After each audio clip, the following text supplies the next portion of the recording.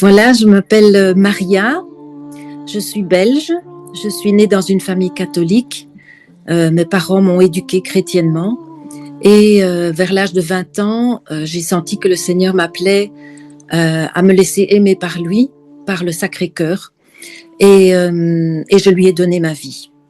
Voilà, c'était dans un café, un bowling.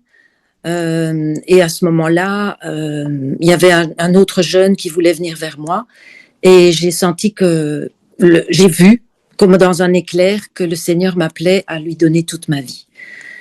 Alors voilà, j'ai reçu un signe clair que c'était bien le Seigneur qui m'appelait. J'ai reçu de la neige le 19 avril dans mon petit village en sortant de la messe et j'avais pensé à Thérèse de l'Enfant Jésus qui le jour de sa vêture, elle avait reçu de la neige. Et moi, j'ai dit, Seigneur, je te demande pas beaucoup de neige, mais quelques petits flocons pour me faire voir si vraiment c'est toi qui m'appelles. Et j'ai reçu cette neige. Et pendant que la neige tombait, la grâce de Dieu entrait en moi et jamais plus je n'ai douté que le Seigneur m'appelait à la vie consacrée. Alors, j'ai fait partie d'une congrégation religieuse que j'ai été amenée à quitter. Je n'ai pas souvent jeûné quand j'étais dans cette congrégation. J'aurais voulu le faire, mais ce n'était pas possible. Et puis voilà, donc j'ai quitté cette congrégation. Plus tard, j'ai aussi voulu jeûner parce qu'à Medjugorje, Marie le demandait. Et puis quelqu'un m'a dit, mais tu maigris, tu vas bientôt mourir. Bon, donc j'ai un petit peu arrêté. Et puis, providentiellement, j'ai été amenée dans Mission Roi, grâce à Marie-Angela, à Françoise-Marie Mineur. Et voilà.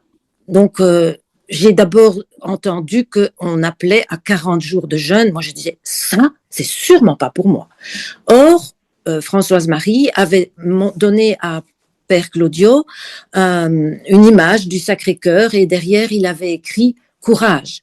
Et quand Françoise-Marie m'a dit, quand il écrit courage, ça veut dire qu'on est appelé au jeûne de 40 jours. Je dis, quoi? Bon. Alors, j'ai pas fait 40 jours d'abord, mais j'ai d'abord fait un jour, un vendredi.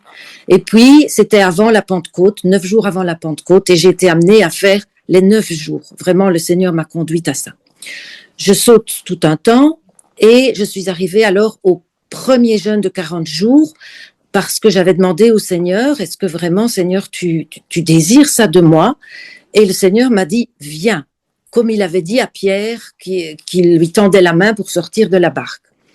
Et donc, j'ai compris vraiment que le Seigneur m'appelait à ça. J'étais très reconnaissante, étonnée, mais reconnaissante, et j'ai pu le vivre paisiblement.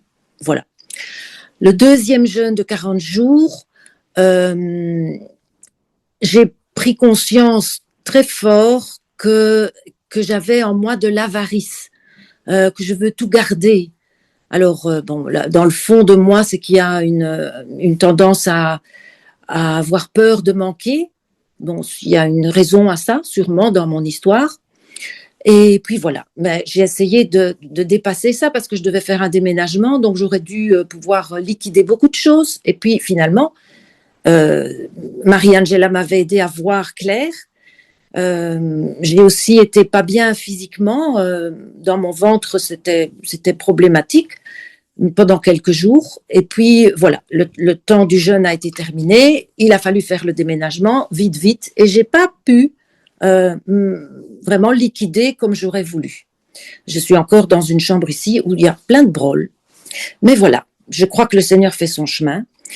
Alors, j'ai été amenée à faire le troisième jeûne, c'est maintenant, le carême. Et j'étais très reconnaissante de pouvoir le faire, d'autant plus que on avait prié pour que Père Claudio puisse venir en Belgique. Et finalement, il est venu et il y a eu cette retraite. Et dans cette retraite, Père Claudio est passé pour prier sur chaque personne. Et ça, la parole qu'il m'a dite a vraiment confirmé ce que je sentais en moi-même. Il m'a dit, c'est ta tête qui te bloque. Et j'avais déjà plusieurs fois eu l'intention de faire la prière contre l'abjuration du rationalisme. Et puis, Père Claudio m'a dit, la neuvaine de l'abandon de Don Dolindo, il faut que tu la pries tous les jours. Et c'est vrai que j'ai un tempérament inquiet et que donc je me crispe sur différentes choses matérielles, beaucoup, et alors ça fait que je n'avance pas spirituellement. Je sens bien ça. Tout à l'heure, à la messe, il y avait une oraison qui disait que la grâce de Pâques nous oriente vers les biens d'en haut et nous détache des biens de la terre. Alors c'est vraiment la grâce que moi je demande aussi, que je puisse être plus détachée des choses de la terre et plus attentive aux choses du ciel. Alors, à la fin du jeûne, Père Claudio, la semaine dernière, a parlé du jeûne de Saint-Paul. Il y avait quelqu'un qui posait des questions. Moi, je ne pouvais plus intervenir parce que j'étais avec mon papa, qui a 99 ans, et que je devais m'occuper de lui pour le mettre dormir. Mais j'entendais tout ce qui se disait, et il insistait pour que la personne à qui il parlait puisse faire ce jeûne de Saint-Paul. Et moi, je me disais, moi, ce ne sera jamais pour moi. Parce que ça, c'est pas possible, vraiment. Moi, j'ai besoin de boire, et bon. Alors, j'ai quand même dit à Elvia, le soir après la réunion, écoute, je ne sais pas, mais j'ai quand même quelque chose en moi qui me dit, et que si tu le faisais, mais c'est trop dur pour moi.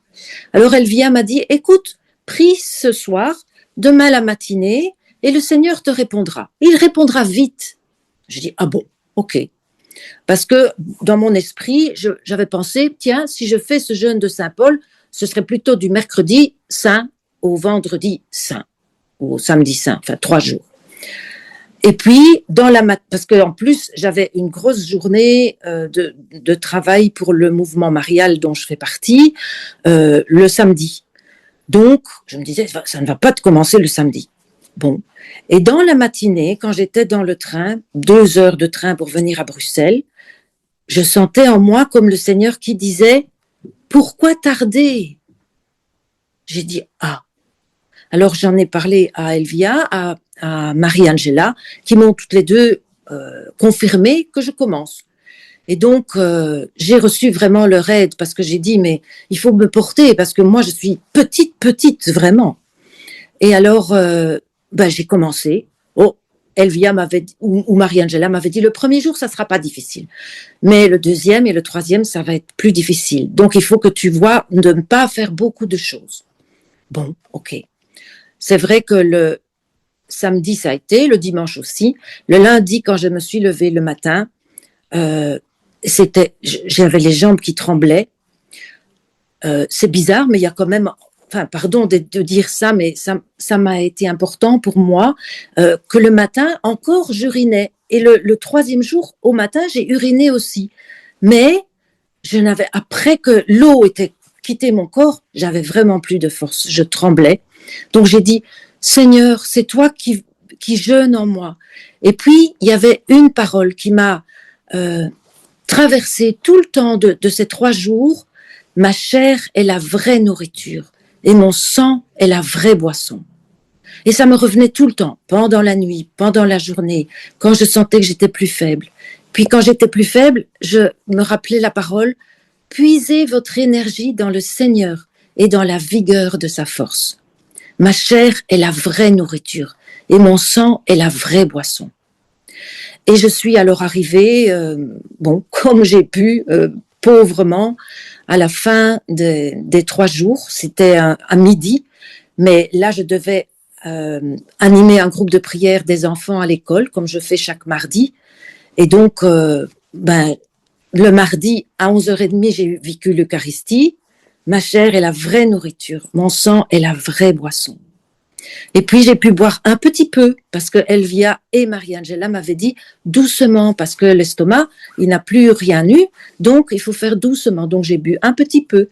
Et le Seigneur m'avait préparé à l'école une soupe, juste celle qu'il fallait pour que ça me fasse du bien. Parce qu'on reçoit de la soupe le midi à l'école. Mais c'était vraiment une bonne soupe, comme Marie-Angela m'avait dit.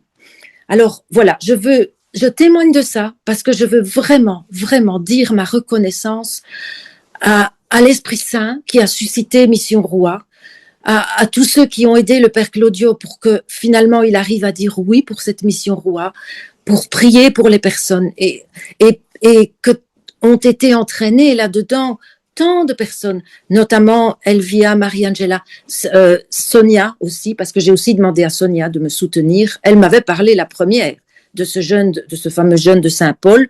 Et quand elle m'en avait parlé, moi, je m'étais dit, en tout cas, jamais pour moi.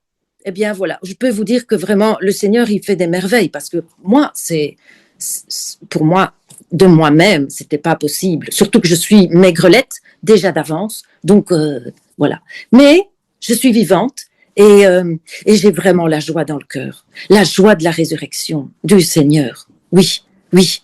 Et maintenant, je sens que je serai quand même moins crispée sur il faut absolument que je prenne de l'eau avec moi parce que sinon je vais mourir avant le soir. Parce que j'avais eu un petit problème physique à 22 ans qui faisait qu'il fallait que je boive beaucoup. Mais voilà, le Seigneur a arrangé les choses autrement.